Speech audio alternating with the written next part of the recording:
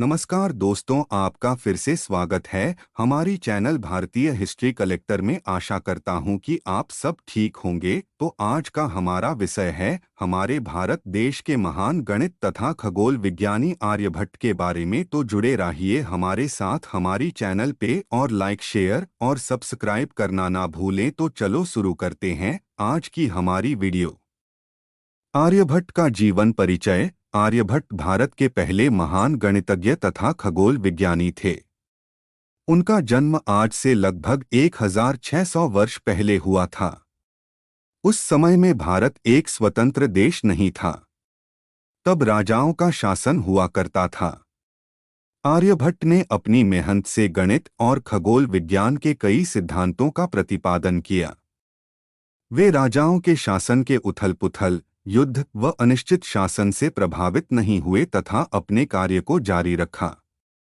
प्राचीन भारत में उनके जैसा महान वैज्ञानिक कोई नहीं हुआ था। 12वीं शताब्दी में जन्मे भास्कराचार्य ने अपनी बुद्धिमता से आर्यभट्ट के समान खोज कार्य किए, जिसकी वजह से उनका भी नाम महान वैज्ञानिकों में प्रसिद्ध हुआ। आर्यभट्ट का परिचय। नाम आर्यभट्ट, जन्म 476 ईस्वी, पाटलिपुत्र, वर्तमान पटना, भारत। माता अज्ञात, पिता अज्ञात। रचनाएं आर्यभट्टीय, आर्य सिद्धांत, खोज कार्य, शून्य, पाई का मान, ग्रहों की गति व ग्रहण, बीजगणित, अनिश्चित समीकरणों के हल, अंकगणित व अन्य, कार्यक्षेत्र गणित और खगोल विज्ञान।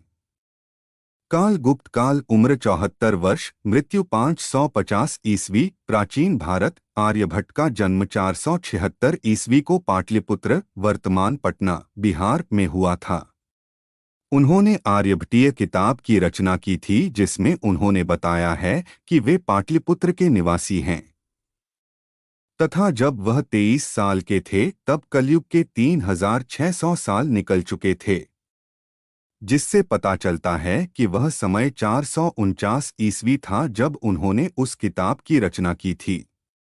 23 साल पहले यानी 476 ईस्वी को उनका जन्म हुआ था। ऐसा माना जाता है कि आर्यभट्ट की शिक्षा पाटलिपुत्र में हुई थी तथा वे वहीं पर रहते थे। बाद में वे पाटलिपुत्र के एक शिक्षण संस्थान के मुख्य अध्यक्ष भी रहे थे। कुछ इतिहासकार यह भी मानते हैं कि वह नालंदा विश्वविद्यालय के भी अध्यक्ष रहे थे। उन्होंने तारेगना, वर्तमान पटना के पास के एक मंदिर में वेधशाला भी स्थापित की, जिससे वह ग्रहों व खगोलीय नक्षत्रों के बारे में जानकारी प्राप्त करते थे। आर्यभट्ट की रचनाएं। आर्यभट्ट ने मुख्यतः गणित और खगोल विज्ञान में कार्य किया था। उनके कुछ खोज कार्य खत्म हो गए, परंतु ज्यादातर खोज कार्य वर्तमान समय में भी जीवंत है। उनके ग्रंथ का नाम आर्यभट्टीय है, जिसमें उनके सभी खोज कार्य उपलब्ध हैं। आर्यभट्ट की मुख्य खोज कार्य रचनाएं। आर्यभट्टीय भाग, गीतिका पद, गणित पद, कलाक्रिया पद, गोला पद। पाई का मान, शून्य की उत्पत्ति, अनिश्चित समीकरणों के हल, बीजगणितीय सूत्रों का प्रतिपादन, त्रिकोणमिति व जाकोजा का प्रतिपादन, ग्रहों की गति के सिद्धांत, चंद्र ग्रहण व सूर्य ग्रहण का ज्ञान, नक्षत्र काल, अंकगणित। आर्य सिद्धांत। आर्यभट्ट का ग्रंथ। आर्यभट्ट ने आर्यभट्टीय ग्रंथ की रचना की, जिसमें उनके खोज कार्यों का वर्णन किया गया है। हालांकि इस ग्रंथ का नाम उनके शिष्यों व अन्य लोगों ने आर्यभट्टीय रखा था। उन्होंने खुद ने इस ग्रंथ का नाम कहीं उल्लेखित नहीं किया है। ग्रंथ को छंद पद्य तरीके में लिखा गया है, जो इसे पढ़ने में थोड़ा सा कठिन बनाता है। इसमें कुल 108 छंद पद्य हैं तथा 13 अन्य परिचयात्मक छंद है। शुरुआती 13 छंदों में आर्यभट्ट ने अपने जीवन तथा ग्रंथ के बारे में बताया है। ग्रंथ में कुल 4 अध्याय हैं, जिन्हें पद कहा गया है।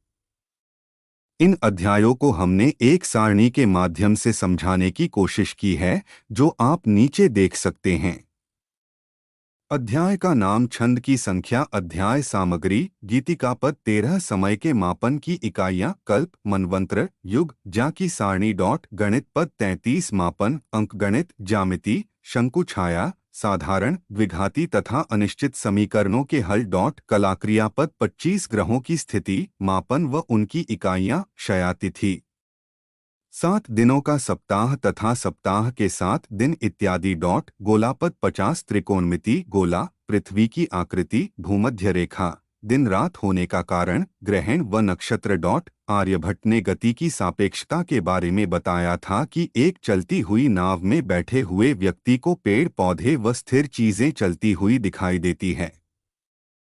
उसी तरह स्थिर तारे भी पृथ्वी के लोगों को पश्चिम की ओर चलते हुए दिखाई देते हैं। गणित के क्षेत्र में आर्यभट्ट के योगदान। शून्य की उत्पत्ति। आर्यभट्ट ने संख्याओं को आगे बढ़ाने तथा एक पूर्ण गणना करने के लिए दशमलव का उपयोग किया। इसी दशमलव को उन्होंने शून्य कहा। अन्य संख्याओं के बराबर आकार देने के लिए उन्होंने इसकी आकृति बदलकर एक वृत्त की तरह बना दिया। वर्तमान समय का शून्य आर्यभट्ट की ही देन है, जो उनके समय से ही चलता हुआ आ रहा है। पाई का मान। आर्यभट्ट ने आर्यभट्टीय के दूसरे अध्याय के 10वें छंद में पाई का मान बताया है। उन्होंने इसके लिए सबसे पहले एक वृत्त के व्यास का निश्चित मान रखा। यह व्यास उन्होंने 20,000 रखा था। इसमें बताया गया है कि 100 में 4 जोड़कर उसे 8 से गुणा कर दीजिए तथा प्राप्त हुए परिणाम में एक बार फिर 62,000 जोड़ दीजिए। जो अंतिम परिणाम आया है उसे वृत्त के व्यास से विभाजित कर दीजिए। आपके पास प्राप्त हुआ परिणाम ही पाई का मान है और यह मान 3.1416 आता है, जो वर्तमान समय की पाई के मान के 3 दशमलव तक सत्य है। उन्होंने इसकी गणना भी अपने ग्रंथ में करके दिखाई है। कुछ गणितज्ञ मानते हैं कि उन्होंने पाई को अपरिमेय संख्या बताया था, परंतु उन्हें इस तथ्य का श्रेय नहीं मिला क्योंकि उनके ग्रंथ में इसका कहीं भी सबूत नहीं है। 1761 में लैम्बर्ट ने पाई को अपरिमेय संख्या बताया था, जिसकी वजह से उसे इस तथ्य का श्रेय मिला।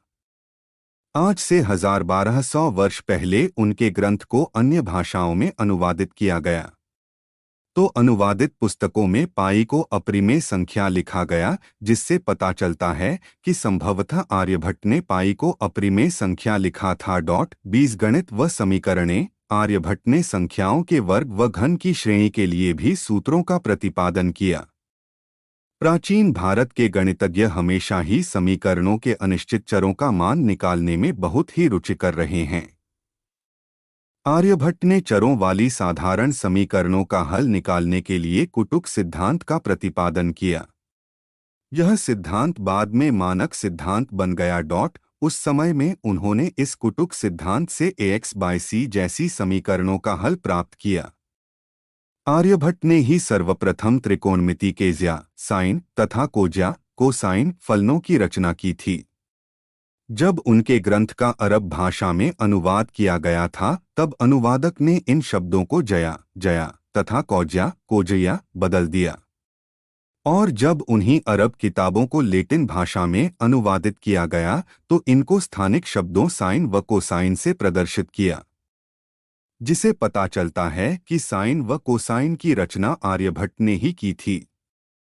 खगोल विज्ञान में आर्यभट्ट के योगदान। ग्रहों की गति। आर्यभट्ट ने यह परिकल्पना की कि पृथ्वी अपने अक्ष पर घूमती है और वह हमेशा ही इसी बात पर अड़े रहे।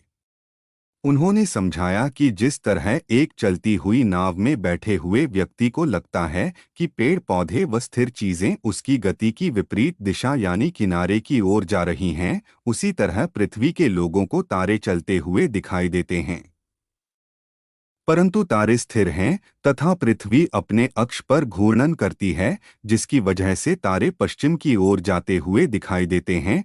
उन्होंने बताया कि सूर्य, चंद्रमा सभी पृथ्वी के चारों ओर चक्कर लगाते हैं। यह 2 ग्रह चक्कर में गति करते हैं, जिसे मंद और तेज कहा गया था। उन्होंने सभी ग्रहों को पृथ्वी से दूरी के आधार पर व्यवस्थित किया, जिसका क्रम यह है: चंद्रमा, बुध, शुक्र, सूर्य, मंगल, बृहस्पति, शनि व तारे। सूर्य ग्रहण व चंद्र ग्रहण। सर्वप्रथम आर्यभट्ट ने ही सूर्य ग्रहण और चंद्र ग्रहण के बारे में बताया था। जब पृथ्वी और सूर्य के बीच में चंद्रमा आ जाता है तो चंद्रमा की छाया पृथ्वी पर पड़ने लगती है, जिसे सूर्य ग्रहण कहते हैं। इसी तरह जब सूर्य व चंद्रमा के बीच में पृथ्वी आ जाती है, तब पृथ्वी की छाया चंद्रमा पर पड़ने लगती है, जिसे चंद्रग्रहण कहते हैं। उन्होंने इन सिद्धांतों को राहुकेतु की मदद से समझाया। उन्होंने पृथ्वी के आकार की गणना करके ग्रहण के वक्त बनी छाया का मापन भी किया, जिससे पता चलता है कि वह बहुत ही बुद्धिमान इंसान थे।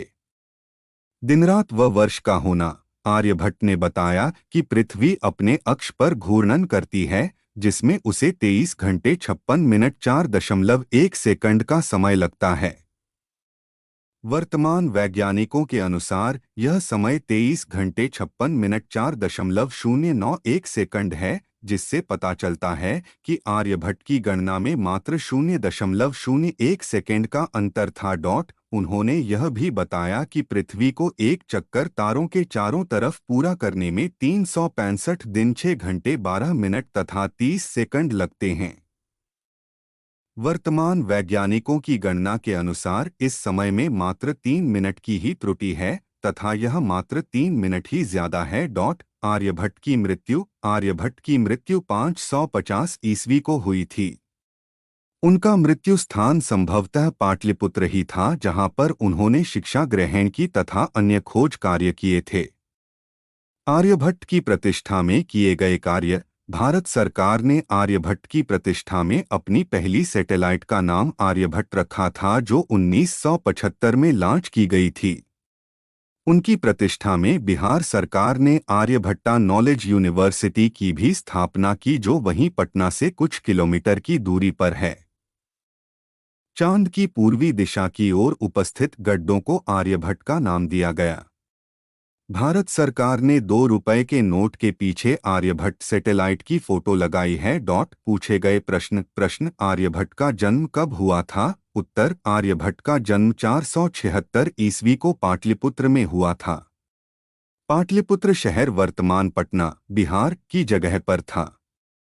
यहीं पर ही आर्यभट्ट ने शिक्षा ग्रहण की तथा अपने खोज कार्य संपन्न किए। प्रश्न आर्यभट्ट कौन थे? उत्तर आर्यभट्ट एक महान प्राचीन भारतीय गणितज्ञ तथा खगोल विज्ञानी थे, जिन्होंने शून्य जाकोज्या, साधारण समीकरणों के हल, बीजगणित के सूत्र, त्रिकोणमिति व इसके फलन, ग्रहों की गति, नक्षत्र, ग्रहण, दिन रात होने में लगा समय, सप्ताह के 7 दिन, 1 वर्ष होने में लगा समय, पृथ्वी का अपने अक्ष पर घूर्णन करना इत्यादि की खोज की थी। प्रश्न आर्यभट्ट ने किसकी खोज की थी? उत्तर आर्यभट्ट ने शून्य जाकोज्या, साधारण समीकरणों के हल, बीजगणित के सूत्र, त्रिकोणमिति व इसके फलन, ग्रहों की गति, नक्षत्र, ग्रहण, दिन रात होने में लगा समय, सप्ताह के 7 दिन, 1 वर्ष होने में लगा समय, पृथ्वी का अपने अक्ष पर घूर्णन करना इत्यादि की खोज की थी। प्रश्न आर्यभट्ट की मुख्य रचनाएं क्या थी? उत्तर आर्यभट्ट ने एक ग्रंथ की रचना की थी, जिसका नाम आर्यभटीय था।